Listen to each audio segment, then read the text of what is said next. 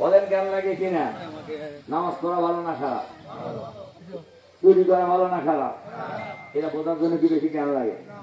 বেশি জ্ঞান লাগে না। সম্মানিত সদী মন্ডলী, যে আয়াতটা বলতেছিলাম, শেষ কথা আল্লাহ তাআলা বলছেন, ফামান যুহজিহা আনিন নার ওয়া উদখিলাল জান্নাহ ফাকাদ ফাজা। যে ব্যক্তি জাহান্নামের ভয়াবহ আযাব থেকে রক্ষা পেয়ে জান্নাতে যেতে পারবে, তিনি হলেন সফল। তিনি কি? আমরা জাহান্নাম থেকে মুক্তি চাই না? আমরা জান্নাতে যেতে চাই। আমরা জাহান্নাম থেকে মুক্তি পেয়ে জান্নাতে যেতে চাই। কারা কারা এটা হাত তোলেন তো দেখি। আমরা জাহান্নামে কেউ যেতে চাই?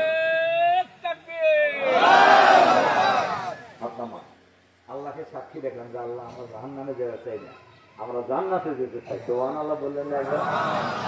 আর এই জান্নাতে যাওয়ার জন্য রাস্তা হলো ইন্নাল আবরারা লাফি নাঈম। ভালো কাজ করতে হবে, ভালো কাজ করতে হবে। আল্লাহ তাআলা কোরআনে অসংখ্য জায়গায় বলছেন, যারা ঈমান আনবে এবং আমলে সালেহ করবে, আল্লাহ তাআলা তাদের জন্য জান্নাতে উচ্চ মাকাম দান করবেন। সবাই বলেন সুবহানাল্লাহ। আমরা যে জান্নাতে যেতে চাই, সেই জান্নাতে যেতে হলে কি করতে হবে?